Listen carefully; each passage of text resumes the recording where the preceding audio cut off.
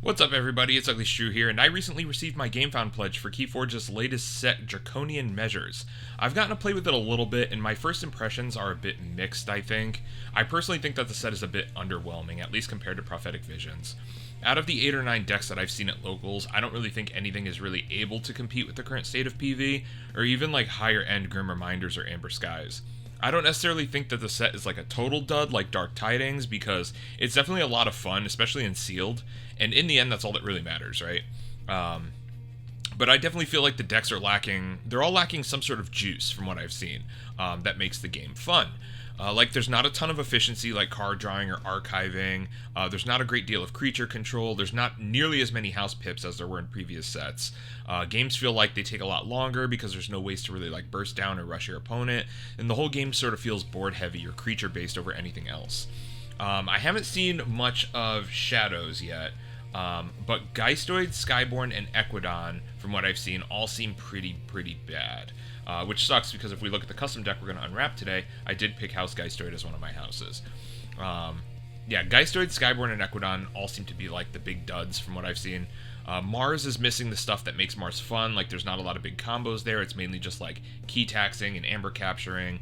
Like I said, I haven't seen much of Shadows yet, so to me, I think Unfathomable and the Dragon House, they really seem to be the only houses that really have good stuff in them. The Dragon House, they seem to be the most versatile, in my opinion. There's a lot of different things they can do, and all the cards seem pretty powerful. Also, Alenia the Charming is back in this set, in Equidon, and that is probably my most hated card ever printed, so I'm not going to pull it today, but if I do pull it in another deck, I'm probably just going to throw it right in the garbage.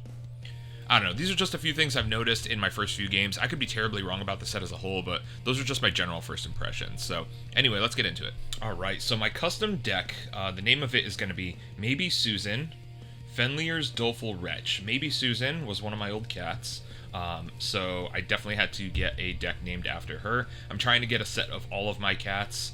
I'm trying to get named deck for each of them. Like, I have Pancake. Pancake was actually that was a predetermined algorithmically generated name from a Vault Masters deck that my friend Dave actually gave to me, which is really nice of him. And then I have Boone Carlton, which was my Amber Skies deck, and now I have Maybe Susan. So we're getting through the list there. And also, I do want to point out that I have a couple Shattered Reality spoilers too. We'll do those at the end of the video. But yeah, let's go ahead and unwrap Maybe Susan, Fenlier's Doleful Wretch. We have houses Geistoid, Dragon House, I'm not even going to try to pronounce that, and Shadows. Let's go ahead and break this open here. I've been actually waiting to unwrap this for a while. Let me get the deck list out of here. Hold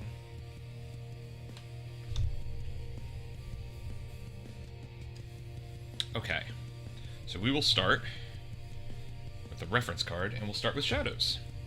So we have Throwing Stars, deal 1 damage to up to 3 creatures. Oh, hold on, Boone is shaking the webcam. Boonson, you gotta go away. I already have a deck after you. This is Maybe's deck. Okay, so we have Throwing Stars. Play, deal 1 damage to up to 3 creatures, gain 1 amber for each creature destroyed this way. I don't know how many low power creatures are in this set from what I've seen, so I don't know how good Throwing Stars is going to be, especially with like power counters and stuff. Power counters are going to be beefing up the health on a lot of creatures, so this card might be a kind of a miss here. We have Pyrotechnic Flash. Play, deal 2 damage to a creature with 1 damage splash. If this damage destroys 2 or more creatures, steal 1. Once again, it kind of goes with the Throwing Stars. It's a really cool card, but I just don't know how well it's going to pan out in this set against Draconian Measures. We have Pincher Malloy. If your opponent has more amber than you, steal 2 on play. That's easy, and it's got a Capture Pip, which sucks. I don't want to Capture Pip on Pincher Malloy, but capturing is cool, I guess. Nightmare Urchin. After Reap, if I am overwhelmed, steal 2, otherwise steal 1. That's pretty good. But it doesn't have elusive or anything, so I don't know how long it's going to really stick around for. We have a classic, Life for a Life. Play, destroy a friendly creature. If you do, deal 6 damage to a creature. Fall Guy, Taunt, destroyed, steal 1. Pairs really well with Life for a Life. Claymore, deal 2 damage to each enemy flank creature on destruction. That also pairs really well with Life for a Life. So we actually got some decent creature control in here, and some decent thievery. Caught You Napping. If you are overwhelmed, exhaust an enemy creature. Steal 1 for each exhausted enemy creature. This is going to go so hard. especially with like all the entrench mechanics, and your opponent is constantly going to be like exhausting their own stuff. If they don't see this coming, then it's going to hurt them really bad. And this is also printed in the common slot, so we might see a couple of those. Ooh, a too much to protect with a freaking capture pip. Okay, this is gonna have to be played at the right time, I guess. Too much to protect is always a great card, but I don't like the capture pip on it. Having the capture pip on both my play steal abilities is really annoying. But it's got a damage pip, so I guess that kind of works well with the pyrotechnic flash and the throwing stars there. Okay, a better too much to protect. Thank you. Two of them is kind of like a lot in a deck, though. Ditch the loot. Play. Move all amber from one creature to another creature. Don't know how well that's going to play in this set, but that's going to go crazy on like PV decks that are doing a ton of capturing with like Saurian and stuff like that. So that'll be good. Counterfeit Controversy. Play. If your opponent has more amber than you, they lose half of their amber. So pretty much from what I'm noticing with Shadows is my opponent is not going to be able to forge keys.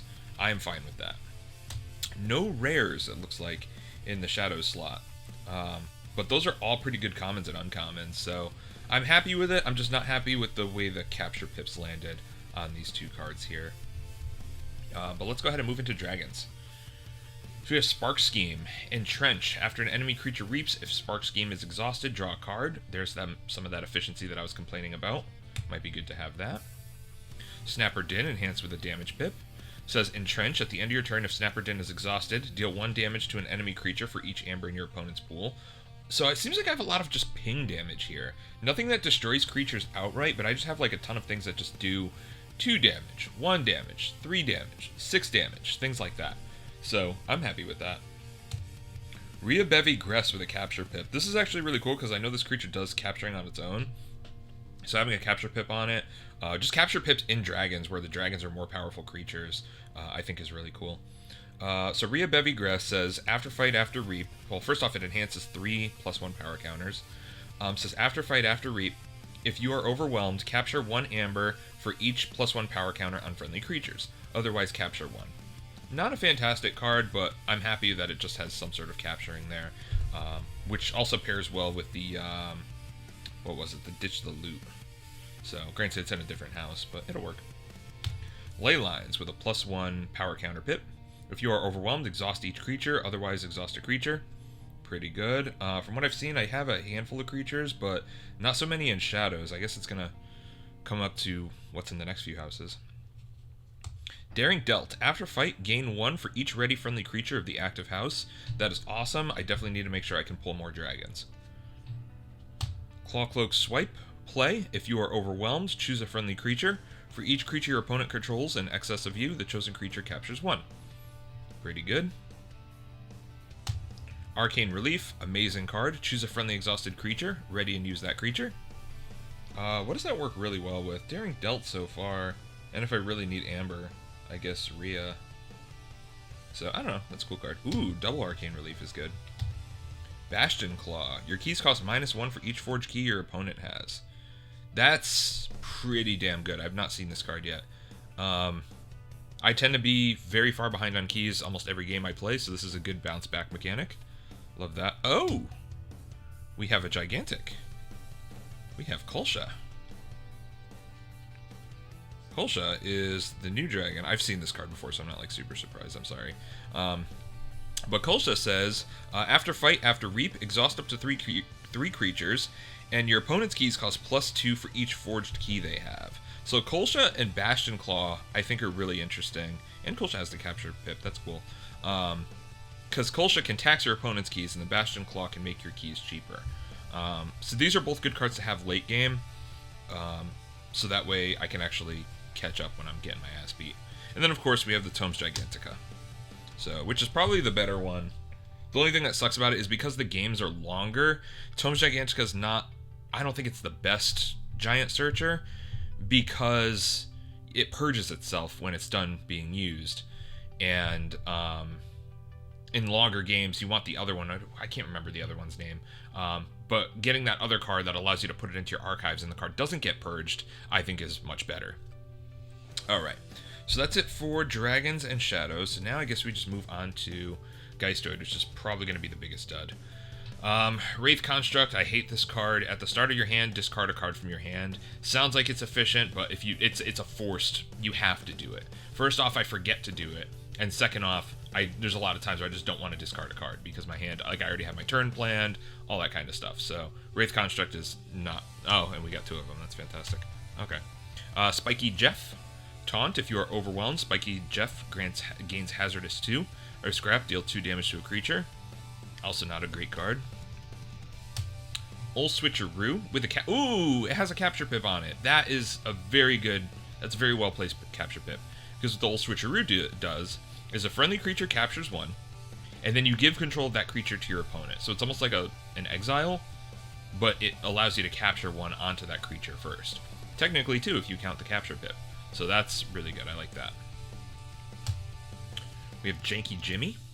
After fight, if you are overwhelmed, an enemy creature captures 1 from its own side. Otherwise, capture 1. It's pretty good. It's only got 3 power, but it's got 2 armor. Once again, there's a lot of big creatures in this, so I just don't know if the after fight is really going to pop off. Haunting Measures. This is also a terrible card. Discard the top 6 cards of your deck. You may put a non-Geistoid card discarded this way into your hand. Why is it a non-Geistoid card? This is, I guess it's like a worse Junk Restoration, I guess. 2 of them. Great. Fading Apparition. Fantastic.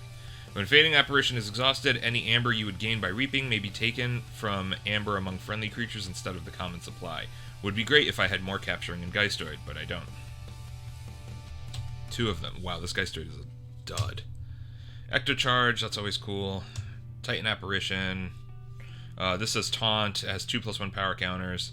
Destroyed if it is not your turn. Your opponent discards 5 cards from the top of their deck. Otherwise, discard 5 cards from the top of your deck.